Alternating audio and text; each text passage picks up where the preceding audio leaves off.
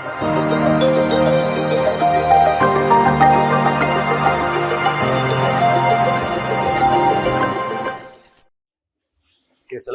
and a very good afternoon to everyone. Today is a great pleasure for me to be here presenting one of the topics that are very close to my heart, which is the managing risk and innovation in emerging technology.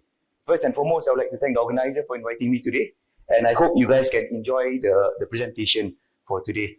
So a bit of topic that I'll cover for today's presentation is basically I'll cover a bit in terms of the cloud as innovation catalyst, the decoding the risk exposure, because a lot of organizations, when they onboard emerging technology like cloud itself, they are unable to evaluate in terms of understanding the technology underlying and also the exposure that potentially that the technology brings.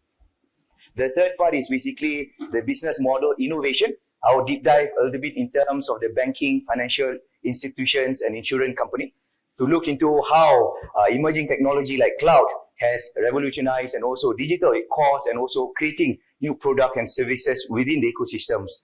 And the last, I think, something that for you to take away to your organization, bring back and also probably discuss with your peers, and probably we can have further chat in the networking launch, the key takeaway.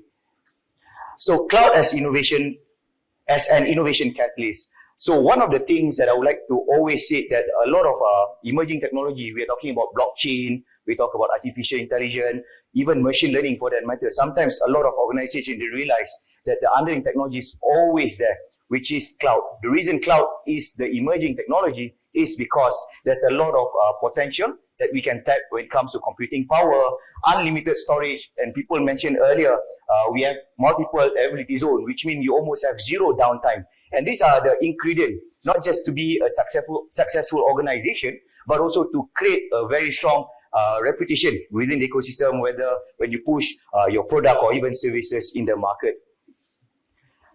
I would not repeat a lot of points that have been presented yesterday and today, but some of the key areas that our cloud provide is basically they have a very strong flexibility in terms of how you actually onboard cloud workloads, and also how do you actually start your organization to adopt cloud. So different organizations have different ways of doing things.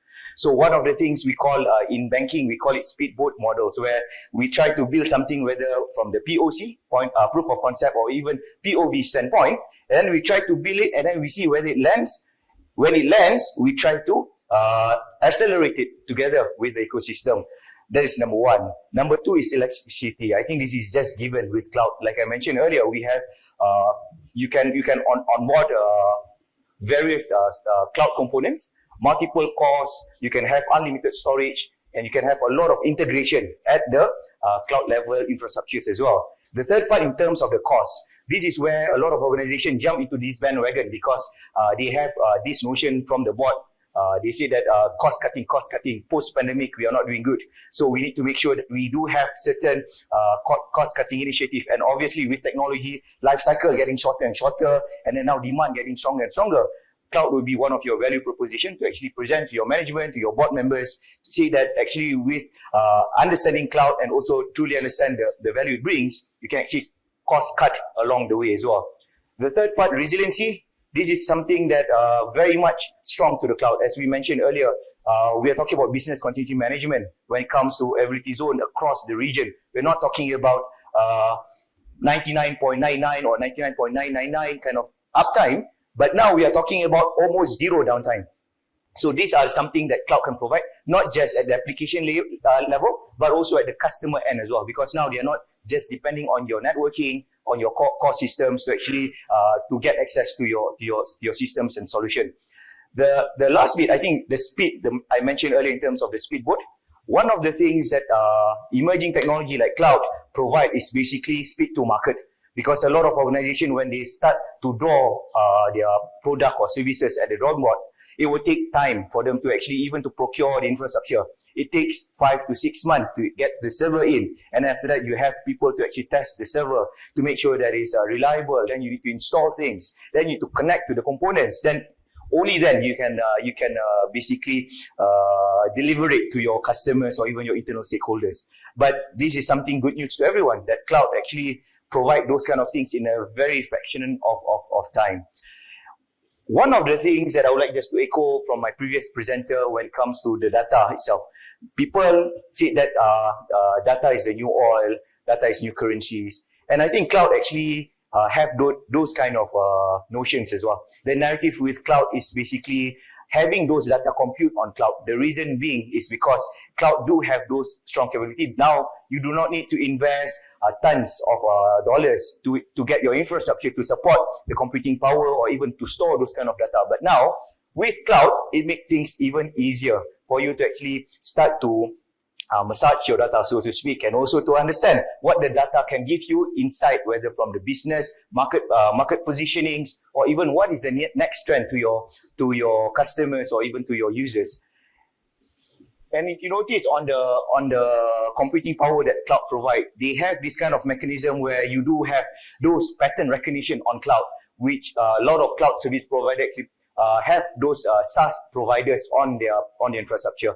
We're talking about software as a service. When software as a service from the banking industries, we have a lot of fintech. Actually, even in Malaysia itself, we have around 250 over fintech players just to play in this within space in terms of not just bridging the unserved and underserved population for the financial product and services, but also to reimagine their customer experience altogether.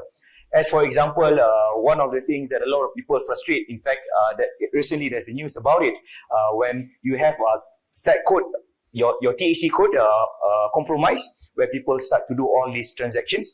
But with secure code, this is a simple analogy and simple example that it makes your life seamless. So now you have 2 clicks to send your money to another party or even to check your balance. It makes things even easier with biometric facial detections. Those kind of things actually at the back end, at the back core system, it used to be on-premise. However, those things are very costly and cost exorbitant to organization to absorb those kind of capital expenditure. So the capex itself sometimes can kill the conversation at the beginning itself without even having any conversation beyond that. But with cloud, with operation models and OPEX models, I think that is where the conversation will start beginning more and more. And if you were in the midst of the journey of the transformation, whether digitalization or even upskilling your staff or your internal people, I think this is where we always call it within the consultant world, we call it acupuncture kind of approach. So you don't actually do a big bang, massive core transformation journey where you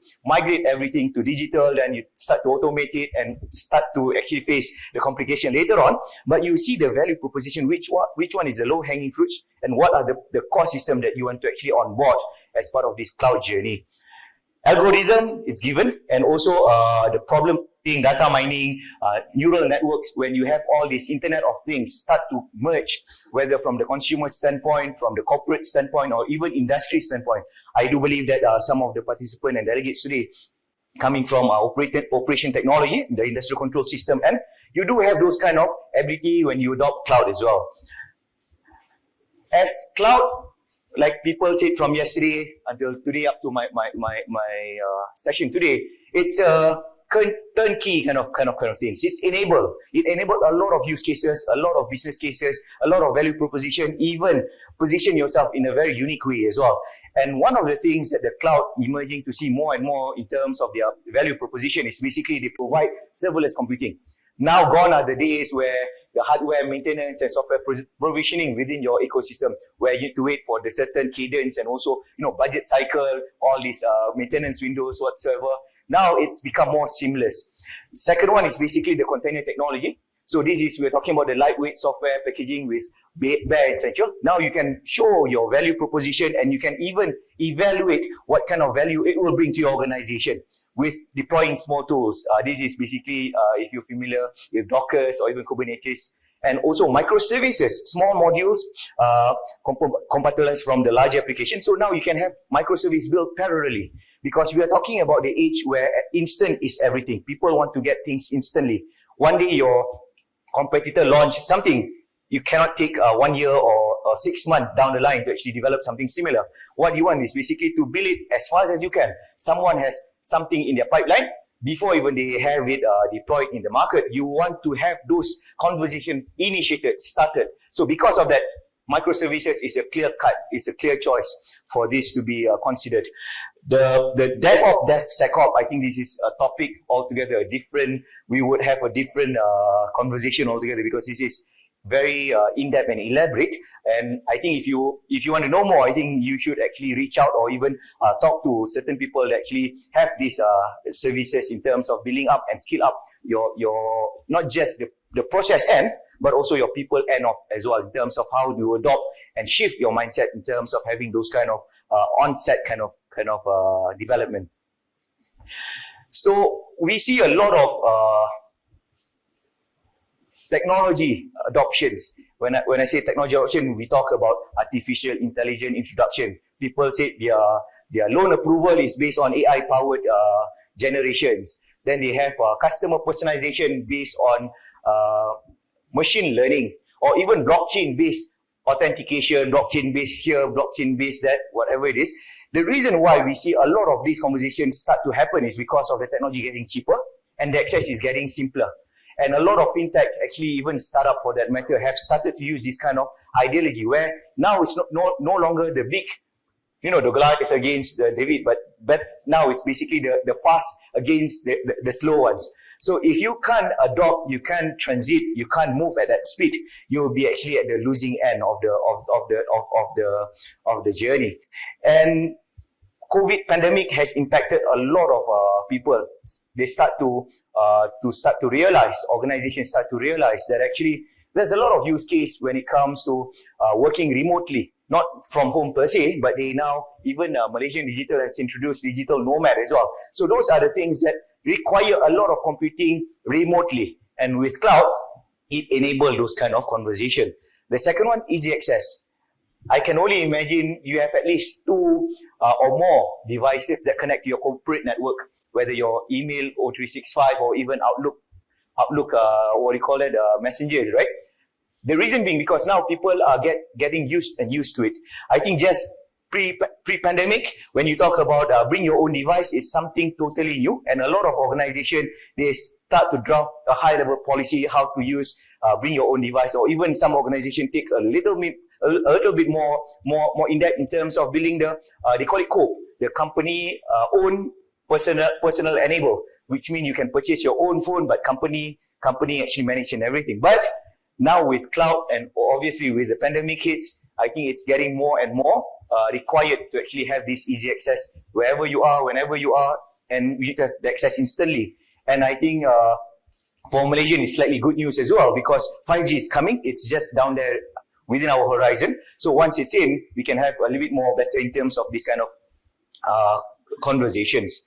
The third part is basically the high performance computing. This is what I mentioned earlier. So cloud itself is infrastructure. You can also say it's the same as what you have in your data centers, or even you have a server room for that matter, because it is where you have your server, your application and everything installed. However, with the high access and easily access via subscription to certain computing power, whether your core GPU, your CPU, numbers of all of this, even your memory size and everything, it's within the fly. It means today you want certain number X, then next thing you want Y. It's instant, almost instantly, and because of that, that's why cloud have this kind of demand pool as well. And the last bit is basically multi-platform connectivity. One thing that a lot of organizations start to realize as well post-pandemic, that there's a lot of opportunity when it comes to collaboration. What I mean with collaboration is now they start to leverage from third-party external service providers that already cloud native, that they are basically spun off of a cloud. So because of that, I think to be on the cloud is very good, and it's very promising as well for you to explore certain capability that you can't get if you have it on-prem. Decoding the risk exposure. So we will talk about cloud earlier and everything. But the topic that people always have in mind, what is exposure when it comes to cloud? Because we talk about the security, we talk about the privacy, we even talk about the trust. People talking about the zero trust architecture. What does it mean to cloud? One thing that I always like to share in my sessions or even in my talk is basically, you imagine if you go into a hotel and you compare yourself staying in a hotel room and actually staying in your house. The question to you is basically, which one is more secure? You definitely say maybe or it depends, right? Because it depending on what kind of locks do you put at your house. Hotel room can be slightly more secure than your house if your house doesn't put a proper bolt. Or even if the door is compromised, at the hotel, your home can be stronger. So the conversation of the cloud security, privacy, and everything is basically depending on how you design your cloud looks like, how you design your infrastructure at the cloud, how do you actually use the cloud component, and the most important bit is, do you understand the shared responsibility that the cloud provides? Because a lot of people, when they start on board cloud, they say cloud going to handles everything. They're going to manage your exposure, your risk will be transferred to them, so to speak. So it's not true. So you need to understand what you subscribe, your typical anti-DDoS protection, your malware protection. Those are the things you need to have it, even though if you have on cloud. So technology risk exposure is a very interesting topic, and in fact, like I said, the topic by itself will take a whole workshop or even masterclass by itself. But there's few things that I would like just to share in terms of the technology. Typically, there's a bit poor in terms of the governance and structure. So you do have on board all this emerging technology, but you do not know how to report it, what kind of process, because you see now we are using all these DevOps, DevSecOps. They cannot go through the typical change management. So the question to you, do you have those kind of things uplifted? Do you have those things enhanced? So if not, please go back to your organization and do actually start those conversations. Technology understanding, like I mentioned earlier, a lot of people jump into this mumbo-jumbo of all these buzzwords. Blockchain-based, AI here, AI there, machine learning here, IoT there. But in reality, do you really understand what it means? If you were to adopt certain distributed ledger kind of system, do you understand how it impacts your organization? Technically. So those kind of conversations, you need to start to unravel. Third-party and external vendor connectivity. As much as we want to actually leverage on the ecosystem, we want to leverage on the market in terms of providing those kind of capability, whether it's microsites, or eKYC, or even AI generations, or even chatbot kind of things. You want to leverage on that, you need to understand those kind of third-party exposures as well.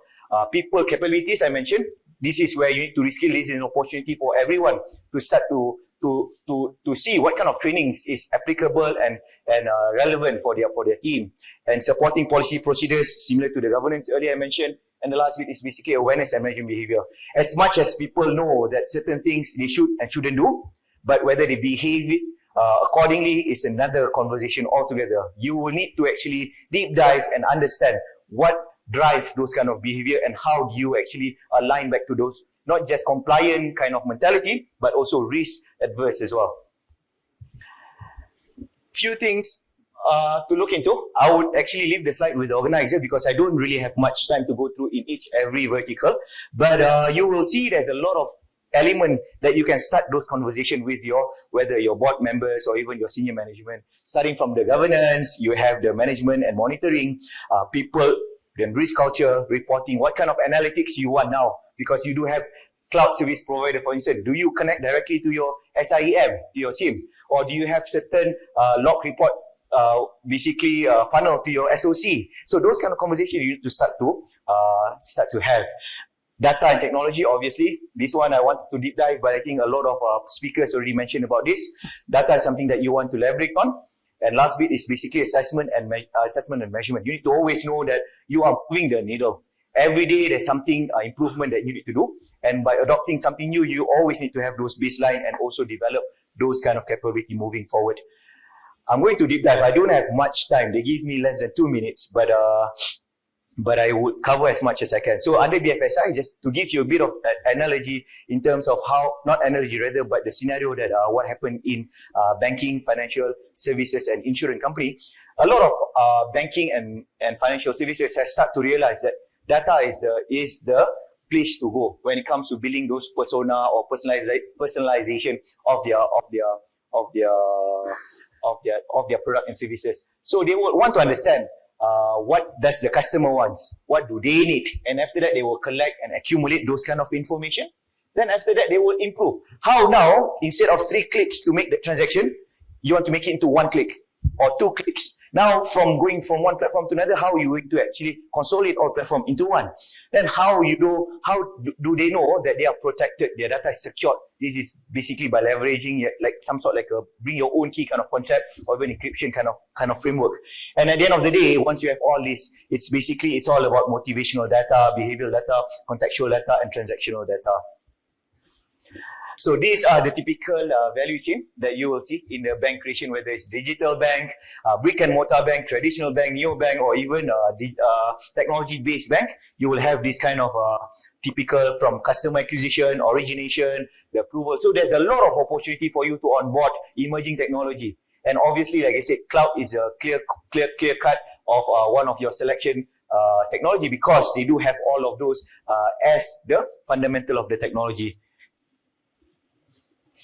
So generally, in a very nice representation, you will see this kind of technology integration, back end, front end, middle office, and everything become seamless and seamless. And obviously, if you look into the specific of digital bank or even digital insurance provider, you will see a lot of this has been basically formed in that manner. So key takeaway is basically, the first one is basically you need to define your business objective and align technology stack. The reason being because, like I mentioned earlier, you should not put technology up front. You should understand what the business want to drive, what kind of product you want to build, what kind of solution you want to serve. Then you have the technology as an enablement to your business cases. Number 2 is basically to understand the underlying technology for the risk identification. This is both inherent risk and also the residual risk. Like I said, go back to your risk manager, go to your risk practitioner to understand. Now, business need to not just talk to IT, but also to the risk people as well, to actually unravel those kind of exposures. The third one is design product and services with security in mind. So something that I find quite fascinating, you look into the security economy, because a lot of people, when they want to push for security product, they always say there's no ROI to it. But there's a separate economic philosophy where they call it the security economy, where you look into the loss event, how much actually financial loss you will gain, how much reputational damage you will get. So those kind of things that actually build those kind of conversation. Encourage innovation. Like I said, use POC, POV as your mechanism to show what you can build, what you can have, and then push it forward with technology. And last bit, leverage on big data, on business development and market insight. This is where I think the data side is not just from the customer angle, but also the internal consumption and internal use as well. So when you want to tell your story to your management, you consolidate those data that you get, whether your breach, your loss, your downtimes and everything. You build a story and tell them that with this technology, with cloud, you have almost zero downtime. You have secured it with it using all this, bringing your own key kind of mechanism. You have secured with the latest encryption technology, and ergo, at the end of the day, they will just say, bravo, well done. And with that, I think my time is up. I do have my email and my contact. Do reach out to me if you need anything, and I will be around as well outside if you do have any clarification or even question you want to ask. And thank you very much for your time. All right, so thank you very much once again, Mr. Izzat, for your time here today on this platform. We truly appreciate it.